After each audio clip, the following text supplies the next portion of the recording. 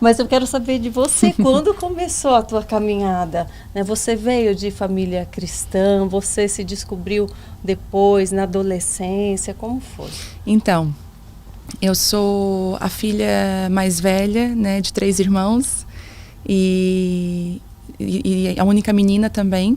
E também sou a primeira neta das 2 partes das famílias. E o que aconteceu? Os meus avós eram pastores, né? Eles pastoreavam igreja. Meu avô abria igrejas e implantava, né, igrejas em lugares. E quando a igreja estava pronta, ele liberava um pastor para estar lá e ele ia. Então eles viajaram bastante, meus avós e tudo. E eu sempre acompanhei isso. Mas a minha mãe se feriu muito com a igreja, por ser filha de pastor na época e tudo. Ela decidiu que ela não ia mais querer estar ali, mas mesmo assim, e eu sempre digo que os avós, eles têm um papel muito importante na vida dos netos. O meu avô me buscava sexta-feira à noite e só me entregava domingo após o culto. Então, assim, eu fui muito discipulada pelos meus avós. E logo depois, Deus começou a transformar nossa família. Minha mãe, né, voltou. Minha mãe ama a igreja. Minha mãe foi curada. O meu pai, hoje, ele não é assíduo, né, numa igreja, mas ele hoje está congregando na Aba Pai conosco online. Esses dias apareceu lá. Então, assim, a minha família, ela é muito evangelizada. Meu berço foi um berço evangélico, um berço cristão. Mas a verdade é que a conversão da minha vida só aconteceu no ano de 2002, quando eu passei por uma fase muito difícil, né? Eu sei que muitas pessoas, elas vão, sabe, Karina, até o Senhor através, nem sempre através da dor, né? Apesar de que a dor é um grande convite para nos levar até o Senhor Jesus, né? Eu digo que a dor é amiga, né? A dor é amiga do propósito. É porque é quando a gente percebe a nossa fragilidade, a gente percebe que pelas nossas mãos a gente não consegue resolver tudo que a gente quer e a gente busca em algo. Alguns buscam em outras religiões, alguns buscam no misticismo ou em outra pessoa ou em um casamento, mas só Deus pode, né, nos preencher nesses momentos. Exatamente. Então eu era uma cristã até esse ano que pensava assim, eu pensava exatamente assim: Deus é aquele que vai me livrar de todo mal, vai curar todas as minhas enfermidades, vai me ajudar em todas as minhas dificuldades e pronto. Eu não tinha um relacionamento com Deus. E era também isso que eu ouvia muito há anos atrás, né? A gente não era instigada a ter um relacionamento com Deus. Na verdade, tu mastigava uma palavra que o próprio pastor trazia, né? E então eu não tinha esse relacionamento. E foi no ano de 2002 que meu casamento passou por um abalo muito grande.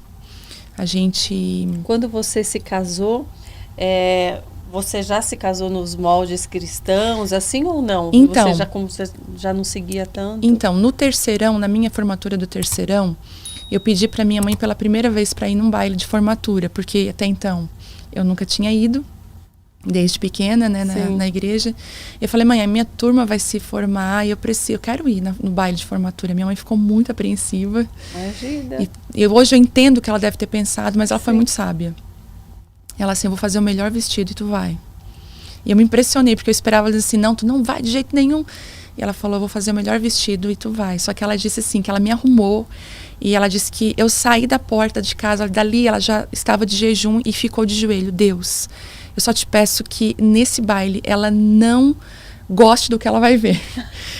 Frustra ela dentro desse baile. E nesse baile eu conheci meu marido. E realmente foi tudo muito estranho para mim. E ele me protegeu, Karina. Foi muito engraçado. Olha. Porque como eu era nova no pedaço, os meninos começaram a vir e tal. E teve um menino que estava muito alcoolizado e que começou: vem cá, vou te dar 5 minutos. Se tu não ficar com ninguém, tu vai ficar comigo. E eu falei para minhas amigas: o que eu faço? E aí, meu marido... Que idade você tinha nessa época? Eu tinha 18, 19 anos. Aí meu marido, assim, que estava ali, o Thelmo, que eu só conhecia, assim, de ouvir falar. Ele, assim, me abraçou e falou assim: ela tá comigo, pro rapaz. E ele me abraçou e disse assim: ó, só pra ele te deixar e tu ficar bem. Aí que técnica boa que ele usou, hein, homem? Só estou te protegendo, não quero nada demais. E ali meu olho brilhou, né? Como aqueles filmes românticos. Parece que tudo ficou em slow motion. E eu fiquei assim: uau, é ele. E aí realmente fui para casa e falei: mãe, não é o meu lugar, mas eu encontrei lá alguém muito especial. E depois de 2 semanas a gente conseguiu se encontrar novamente, marcamos um encontro. E ele era catequista da Igreja Católica, então já era um menino diferenciado, né? Sim. Para a turma dele, não bebia. Ele disse, eu não gosto de bebida alcoólica. Eu falei, meu Deus, é tudo que eu precisava ouvir de um homem. E ali a gente começou a namorar. E com 1 mês e meio de namoro, ele se converteu. Só que aí tá a diferença. Ele veio do catolicismo e praticante, né? E eu sempre chamo os católicos como os meus irmãos também. Eu não consigo dizer, não, né? Sim. E são meus irmãos. Eu conheço muitas pessoas na Igreja Católica hoje que estão lá, estão fazendo um trabalho lindo em Deus. Eles amam a Deus, têm relacionamento com Deus. E o Thelmo, ele era um desses. Só que o Thelmo falou, eu precisava, quero me aprofundar mais nas escrituras. Sim. E ele não conseguia ter esse lugar, esse espaço lá. Sim. E aí ele se converteu à igreja, e não só à igreja, a Jesus, a um relacionamento real com Deus, não a uma religião. Sim. E a transformação dele, Karina, foi muito forte. E eu fiquei muito impactada, porque na minha visão, eu era uma pessoa de Deus e ele ainda ia começar. E aquilo me impressionou, porque eu falei, Deus, eu estou muito atrás dele. Foi onde eu descobri, no início do nosso namoro, que eu não tinha um relacionamento com Deus, eu tinha uma religião. Namoramos 3 anos e meio, casamos na igreja, nos guardamos, né? Nesse processo todo nós erramos, mas nós decidimos, nós vamos nos guardar, vamos manter a santidade. Foi muito difícil, foi 1 ano e meio até o casamento, mas conseguimos, casamos. E quando deu 1 ano e meio de casada, a gente começou a ter muitas discussões. E assim, eu vim de uma família que a minha mãe me acordava beijando. Me acordava, às vezes estava assim, a minha mãe, ai filha, acorda e tal. E o meu marido veio de uma família italiana, muito boa, assim, uma família muito, muito querida, mas muito rígida. Naqueles, né, italianos, de uma maneira mais, assim, vamos dizer assim, mais rígida, mais conservadora. E aí a gente começou a chocar, né? E eu dizendo que não é carinhoso, e a gente começou a brigar muito, até que um dia eu tomei uma decisão. Falei, eu não quero mais. Se for pra gente ficar desse jeito, não é... E ele falou assim, não tá bom nem pra mim, nem pra ti. Foi consensual. E nós decidimos nos separar. São aquelas diferenças que parece que a gente discute e tá sempre do mesmo jeito. Exatamente. Né? E aí começou as feridas, aquelas palavras, sabe? A gente era muito imaturo, muito novo. E começamos a nos ferir muito com palavras. E não deu mais. Eu falei, não quero mais. E decidimos, eu saí de casa, foi terrível. Quem já passou por uma separação sabe o que é isso. Você chegou a perguntar para o seu pastor ou para a pastora algum conselho, pedir um conselho nesse momento de decisão? Então, não. Na época, eu falava com algumas pessoas que já cuidavam de mim e elas diziam, tenha paciência, isso vai passar. Mas eu fui com uma expectativa muito grande para o casamento, principalmente para os primeiros anos, né? Nós tínhamos 1 ano e meio. E eu senti a necessidade de avisar a minha mãe. Eu já estava na praia, eu chamei minha mãe e falei, mãe, olha, eu acho que vai acontecer uma coisa, fica tranquila, vai dar tudo certo.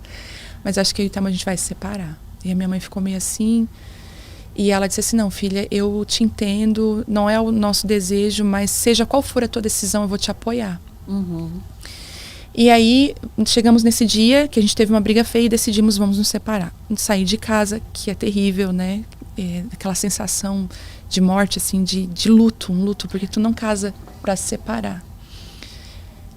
Fui para uma casa até alugar um apartamento, a gente se separou por 4 meses. Por 4 meses, nós nos separamos, assinei toda a documentação, ele também. Só que naquela época, a separação não se dava como hoje, o divórcio em 3 dias, né? Tu vai, em 3 dias tu é divorciado, em alguns casos. O juiz ainda existia uma lei que o juiz dava um tempo para caso o casal tenha decidido se separar no calor do momento, Karina, né? Às vezes influenciado por alguma coisa, ele tivesse um tempo para pensar e restaurar e tentar dar uma chance um pro outro. E nesse período, o Thelmo se envolveu com outra pessoa, eu também me envolvi, tipo assim, não queremos mais. Até que um dia, eu estava trabalhando e mesmo separada, eu continuava buscando a Deus. Esse Deus que eu me relacionava à base da religião, né? Não era o Deus pessoal, eu não tinha nascido de novo. Você chegava a ler a Bíblia já diariamente ou era algo que você só conversava com Deus?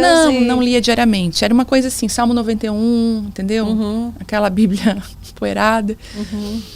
Mas um dia eu senti um desejo assim. Ai, Deus, parece que... Eu comecei a perder o sentido da vida. A vida não tinha mais sentido para mim. E eu lembrei dele, eu falei, meu Deus, eu joguei fora um casamento, meu Deus, nosso casamento. E aquilo veio muito forte. Naquele dia, no outro dia pela manhã, meu marido me liga, coisa que ele nunca mais tinha feito. Ele falou, preciso conversar com você. E eu falei, eu vou. Fui onde ele estava.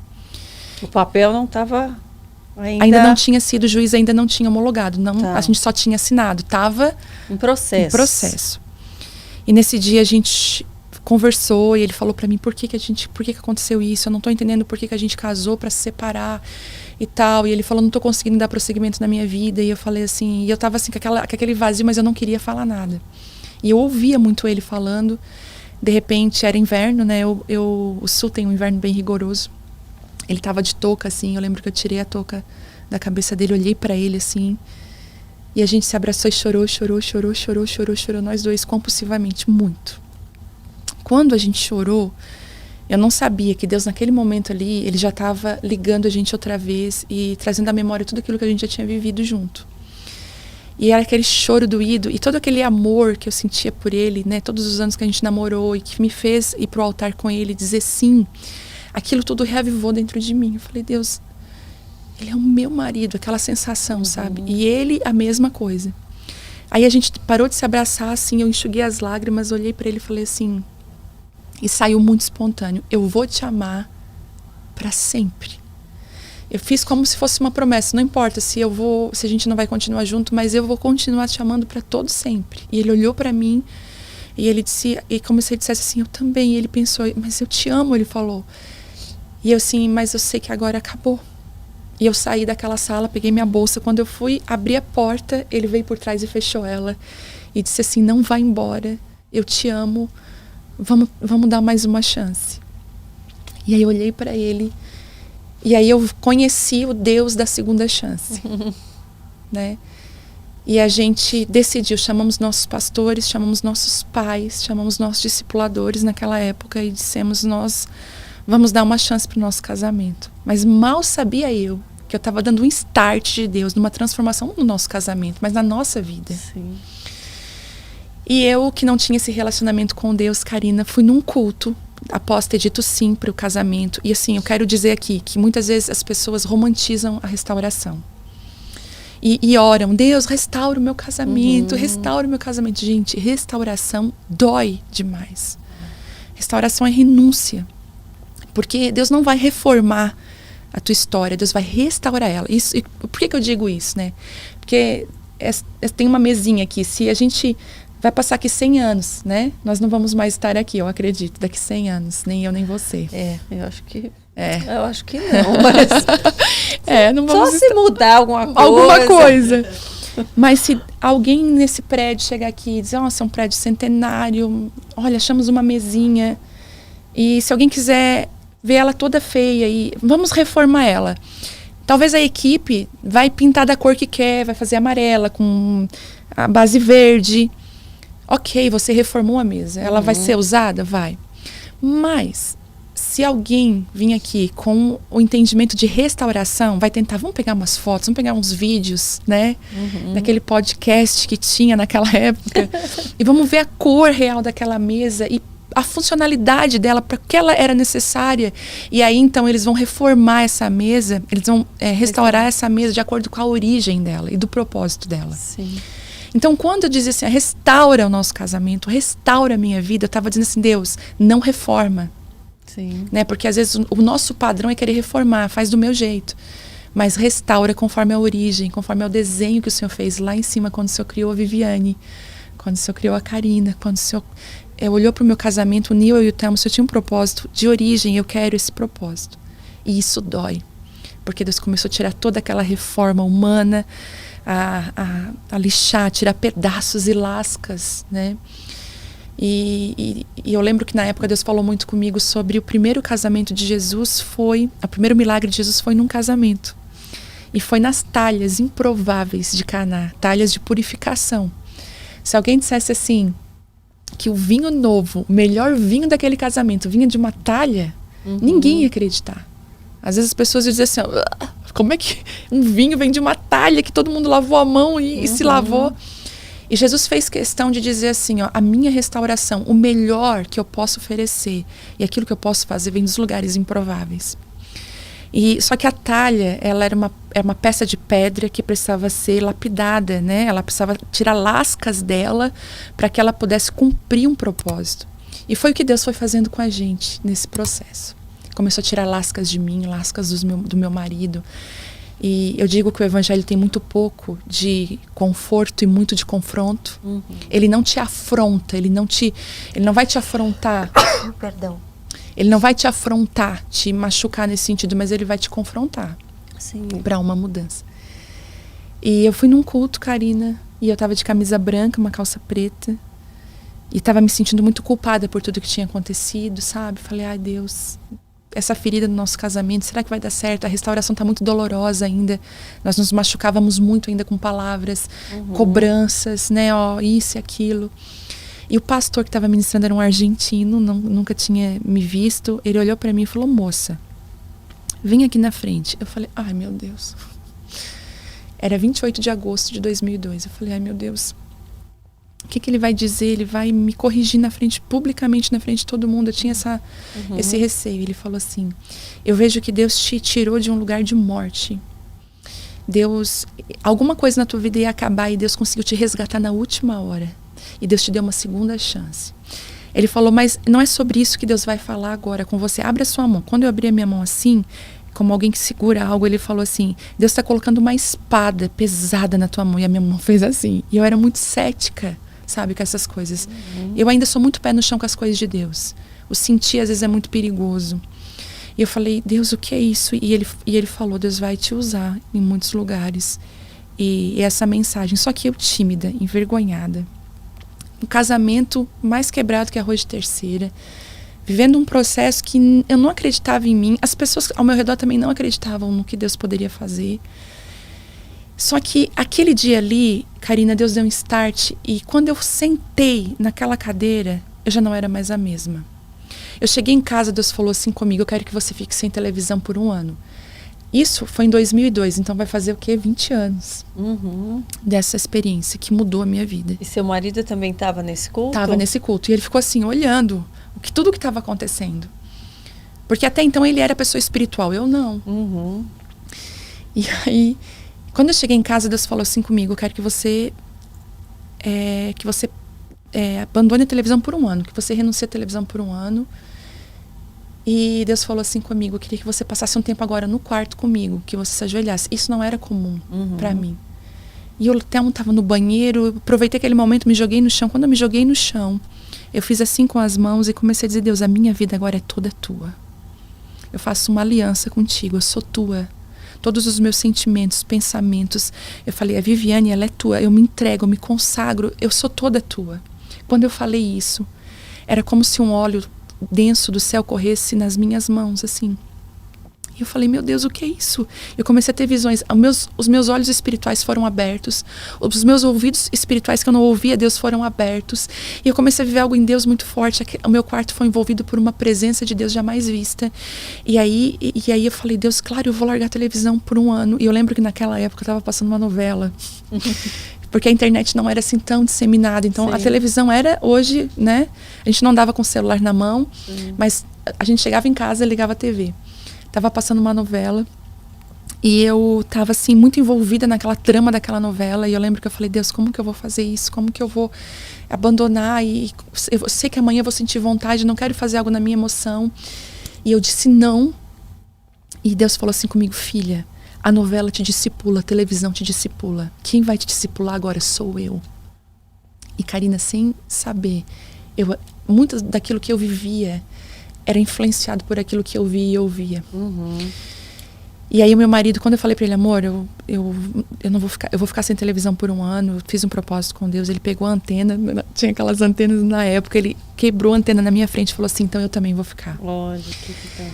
Então nós começamos um processo, demos start a um processo de transformação, e eu digo, né, que Deus não transforma, Deus não restaura casamentos, Deus restaura pessoas. Pessoas restauradas restauram casamentos. E Deus começou um grande processo de restauração na nossa vida. Só que eu jamais imaginei o que Deus ia fazer através dessa restauração. Eu pensei, Deus vai restaurar o nosso casamento, a gente vai ser uma família feliz, né, para sempre.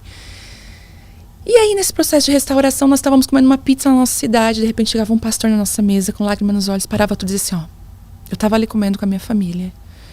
Eu fui movido pelo Espírito Santo para vir aqui, e a gente com a pizza na boca assim. Eu vi vocês na frente de um exército, eu vi vocês ministrando famílias, vocês carregam a bandeira de restauração. E eu vi vocês na frente de muitas pessoas, cuidando e pastoreando. Vocês são pastores? E nós dizíamos assim, hã? Mas nossa vida ainda... E aí a gente estava na fila do supermercado, a gente estava na fila para pegar um avião ou qualquer coisa, as pessoas vinham e falei, meu Deus, o que é isso? Onde nós íamos? Do nada na rua uma pessoa falava, moça, tem algo sobre a sua vida muito forte. E assim, e a gente dizia, Deus, o que é isso? E aí, Karina, junto com a restauração do nosso casamento, eu digo que foi 9 meses. 9 meses gestando, 9 meses chorando, 9 meses sofrendo, 9 meses sendo submetida àquela talha, né, que vai arrancando pedaço, sabe? Deus arrancando pedaço da gente. E a gente dizendo assim, não, Deus, isso aqui deixa esse pedacinho da pedra tão importante para mim. Deus, não, eu vou arrancar. Hoje eu vou arrancar. Na prática, assim, como que você sentiu esse período? Assim, o que mudou além da televisão? Você Então, buscou mais e ele também se exatamente. aprofundar na palavra? Assim, exatamente. Então a televisão saiu da nossa vida, o que é que entrou? A palavra. Eu lembro que o primeiro dia que eu fui ter meu devocional com Deus, porque eu nem sabia como que fazia isso, eu abri Isaías 55, que fala, né, vem, você que tem sede, que tem fome de graça, comer de algo que tu nunca experimentou. E eu lembro que aquele dia era como se a sala da minha casa fosse um rio de Deus. E eu me banhava naquele rio, eu me jogava no chão. Falei, Deus, se tivesse uma filmadora aqui. Ainda bem que ninguém viu. E Deus começou, e eu lembro que eu era muito individualista, sabe? Eu era muito reclamona com meu marido. E eu comecei a ser quebrada pelo Senhor. Você falou, não, você não vai reclamar disso hoje. E palavras do meu marido, né, que ele diz assim, ele diz que a impressão que ele tinha era que como se eu dormi sendo uma pessoa e acordei sendo outra. Ele falou assim, ó, eu acredito sim que existem transformações que são com o tempo, que são, né, transformações que Deus vai fazendo ao longo dos anos, respeitando a nossa estrutura, né, respeitando também a que nós suportamos ou não, mas existe aquela que é o nascer de novo, que é assim. Então ele falou assim para mim, até para mim é difícil entender o que Deus está fazendo contigo, parece que tu é outra pessoa. Ele se assustou muito com esse processo. E o nosso casamento foi sendo restaurado. A gente discutia, e geralmente a gente discutia e ficava muito tempo sem falar um com o outro. De repente a gente se discutia e o Espírito Santo vinha, convencia eu ou ele, e nós pedíamos perdão, o orgulho era quebrado e chorávamos e a presença de Deus vinha. Era muito doido, porque de manhã nós brigávamos, à tarde a gente estava falando em línguas, sendo cheio do Espírito Santo. Eu falei, Deus, o que o Senhor está fazendo? E ele estava moldando a gente e quebrando a gente. Até que... depois de um ano que a gente voltou, engravidei da minha primeira filha. Olha. E aí, Karina, foi muito lindo, porque eu tava na rua, peguei o resultado do exame e falei, meu Deus, eu tô grávida. Quando eu falei assim, eu tô grávida, eu ouvi muito claramente Deus falando comigo. É uma menina. E o nome dela vai ser Vitória, porque ela vai... Todas as vezes que você falar Vitória, você vai lembrar da vitória que eu dei pra vocês. E você vai entender que o inimigo não queria só o teu casamento. Os anos vão passar, filha, e você vai entender o que ele queria destruir. E aí a Vitória veio, né? E foi um processo para mim maravilhoso. Ter a Vitória, porque a maternidade é um lugar que molda o nosso coração. Se tem um lugar que Deus usa, né, para moldar as mulheres, é a maternidade. É aquele lugar que você ama alguém. Eu digo assim, que viver o evangelho sendo mãe é a coisa mais impressionante. Porque você entende, né? Você ama alguém muito mais do que você se ama. Você fica com fome e o teu filho come. Sim. Você não dorme, mas o teu filho dorme. E eu comecei a viver a renúncia da maternidade e entender o que Deus estava fazendo na minha vida, sabe? Foi um lugar onde eu mais cresci. Eu queria falar para as mamães, né, que talvez estão aqui. Você está aí amamentando seu bebê, está naquele momento, muitas vezes você teve bebê recente, está aí, né, afastada muitas vezes também de congregar ou dos seus amigos, né, de sair. E muitas mulheres não entendem essa estação. Sim, às vezes se sentem tão culpadas, né? Abandonadas. Como se fosse um fardo também. Exatamente. E esquece de ver essa grande oportunidade que tem, né? De ver como é uma bênção, até aquele cansaço, como é uma bênção a gente não pensar só na gente mesmo, a gente saber Exatamente. que aquilo é uma doação, que aquilo é importante, que você está, né, criando um novo ser, né, fruto, né, que Deus permitiu vir através de você. Então, nas madrugadas que ela ficava bebezinha, assim, colocava ela em pezinha, e foi nas madrugadas que eu comecei a me aprofundar com Deus e orar, e às vezes ela no bercinho, caída no chão, eu comecei a ser muito visitada pelo Senhor e pelo Espírito Santo na minha casa, nesse processo, nesse período. Hoje a Vitória tem 18 anos. Há pouco tempo ela ministrou no meu lugar, que eu tive que fazer uma viagem, ela ministrou, e a palavra dela, assim, e eu comecei a me lembrar de todas as palavras proféticas que o Senhor falava enquanto eu gerava ela, enquanto ela era bebezinha. Então Deus foi assim, Karina. Eu digo que o casamento... Outro dia eu orei e falei assim, ai Deus, eu não queria ter essa marca da separação, sabe? Não queria ter me separado 4 meses. Amo tanto meu marido. Deus restaurou tanto a nossa vida. E Deus falou assim comigo, mas esse foi o start. Foi importante. Sabe? Então assim, eu tenho até uma ministração que fala que a dor te dá um propósito. E muitas vezes a gente vai experimentar Deus e viver as maiores transformações de Deus na nossa vida nos nossos piores vales. Quando a gente vai dizer assim, ó, agora acabou. Aí o céu diz, agora começou. Porque eu posso fazer, agora eu posso agir, né? Então foi exatamente isso que Deus fez na nossa vida. O nosso casamento restaurado, ele foi um start de Deus para muitas outras restaurações que nós vivemos. E eu acho que um exemplo e um entendimento de que realmente é um processo, né? Que ele começou uma restauração ali e que não foi automático, né? Então muitas pessoas desistem, às vezes até tem, né, algo, o esposo se converteu, ou a mulher se converteu, ou ainda não se converteu, e desistem no meio do processo. Porque acha, poxa, não está adiantando nada, a gente continua brigando, mas a forma com que é feita a resolução, da forma que se conversa, que a gente é convencido através do Espírito Santo, é completamente diferente, né? O fardo se torna muito mais leve, né? Até que as diferenças sempre vão existir. Então não é isso que deve ser motivo de separação. É como que você resolve essas diferenças. Exatamente. É com mais paz, é com mais entendimento, entendendo que o outro também está num processo, né? Que ninguém está pronto ainda. Até a gente morrer ou ser levado, arrebatado, a gente não vai estar pronto. Eu digo que problemas a gente sempre vai ter, né? O problema é não saber resolver os problemas. Né? Exato. Então, assim, a gente discutia muito, e eu lembro que naquela época eu dizia assim, ai Deus, olha, eu voltei, mas não é. E Deus falou um dia assim pra mim, eu tava orando, Deus falou, fecha a porta da separação do teu casamento, porque ela ainda é uma opção. E eu falo, porque no meio da conversa calorosa, eles, então vamos separar mesmo, não adianta, vamos acabar com isso. Vamos de uma vez. Tem que tirar essa opção de vista, Eu lembro né? quando a gente voltou, a gente foi lá no advogado, e conversou com ele, falou, olha, a gente quer tirar, a gente vai dar uma chance. O advogado começou a chorar e falou, uau. Tipo assim, que lindo isso, e graças a Deus, né? Mas eu falei assim, aí um dia eu olhei pra ele e falei assim, eu nunca vou me separar de ti. Eu falei pra ele, eu não vou me separar. E ele olhou assim pra mim, eu falei, essa não é uma opção pra nós. Eu falei, essa não é uma opção. E parece que os céus ouviram isso, porque quando tu liga alguma coisa na terra, é ligado no céu. E não é uma opção e nunca foi, sabe? E ali Deus começou a nos dar sabedoria de um entender o outro, um amar o outro, né? Na sua linguagem. Nós aprendemos sobre as linguagens do amor. E a gente começou a crescer muito